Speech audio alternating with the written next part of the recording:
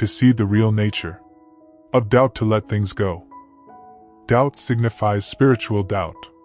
From a Buddhist perspective, the inability to place confidence in the Buddha, the Dharma, the Sangha, and the training. Doubt if there really is a so-called you reap what you sow, and so on. Doubt is one of the 5 hindrances one must eliminate on entering the stream of saints. In fact, one who suffers from perplexity is really suffering from a dire disease, and unless he sheds his doubts, he will continue to worry over and suffer from this illness. As long as man is subject to this mental itch, this sitting on the fence, he will continue to take a skeptical view of things, which is most detrimental to mental ability to decide anything definitely. It also includes doubt with regard to the possibility of attaining the jhanas. Doubt, as wavering uncertainty, a hindrance and fetter to be removed, one of the mula klesa, or root causes of suffering. Skepticism, one of the 5 hindrances one must eliminate on entering the stream of saints. Vicikiccha is a Pali term, a combination of 6 means without, and Sakiccha means medicine. One who suffers from perplexity is really suffering from a dire disease, and unless he sheds his doubts, he will continue to worry over and suffer from this illness. As long as man is subject to this mental itch, this sitting on the fence, he will continue to take a skeptical view of things, which is most detrimental to mental ability to decide anything definitely. It also includes doubt with regard to the possibility of attaining the jhanas. Doubt has many categories: doubt of self, doubt of teacher, and doubt of dharma. There are 4 types of doubts. First, doubts of the body, doubting that whether in the past one had a body or not, doubting that whether at the present this body really exists or not, doubting that whether in the future one will have another body or not, one will be reincarnated or not, doubting that in the past and in the future whether one will have a male's or female's body.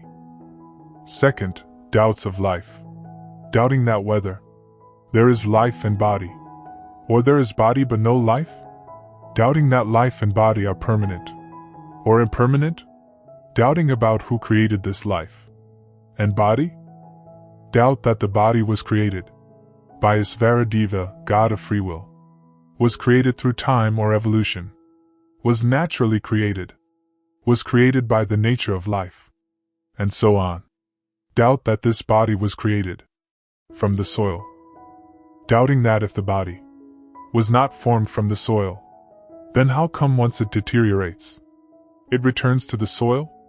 Doubting that the body was created by dharma or not dharma, doubting that this body was created by karma or not karma, doubting that this body was created by afflictions, doubting that whether this body was created by parents or not.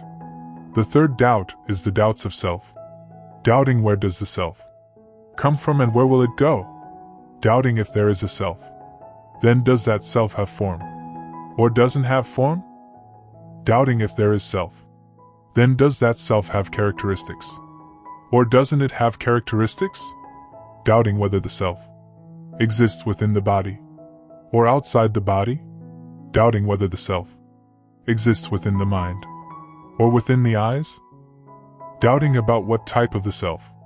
In the past, was it an animal, a human, and how did it behave? Doubting about what will be, the type of the self in the future. The fourth doubt is the doubts about transgressions, doubting if killing living things, animals, is considered transgressions or not, doubting if drinking alcohol or other substances is considered a transgression or not, doubting one's transgressions are created by the individual or created by someone else, doubting if transgressions are created, will one reap the retribution, or will the self reap those retributions? Besides, there are also 5 kinds of doubt. These are 5 doubts that lurk in the shadows of the human mind and tend to discourage faith. First, doubt in the Buddha's wisdom. Second, doubt in the Buddha's teachings. Third, doubt in the person who explains the Buddha's teachings. Fourth, doubt as to whether the ways and methods suggested for following the noble path are reliable. Fifth, doubt in the sincerity of others who understand and follow the Buddha's teachings. In addition, there are 5 more kinds of doubt. These doubts that cause the practitioner to be filled with anger and resistance, but also cause his or her mind become deluded. There are 5 kinds of doubt that lead to a deluded mind.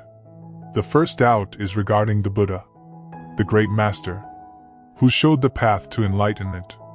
The second doubt is regarding the Dharma, the path that leads to liberation. The third doubt is regarding the Sangha, the noble ones who have uprooted some or all of the afflictions. The fourth is the doubt of oneself, of one's own morality and method of practice.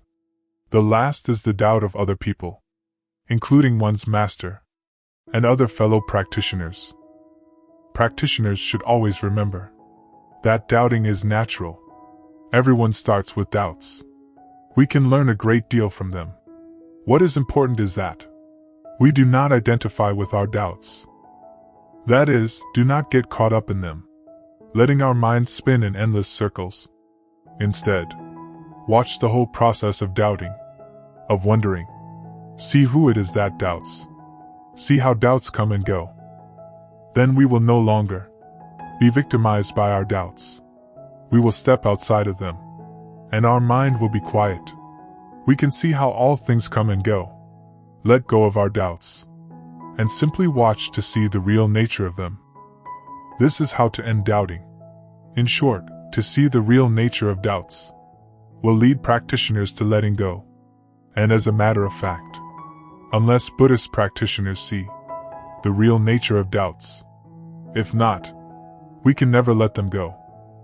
Practitioners should always listen to the Buddha's teachings on doubts to prevent us from sufferings and afflictions on our path of cultivation.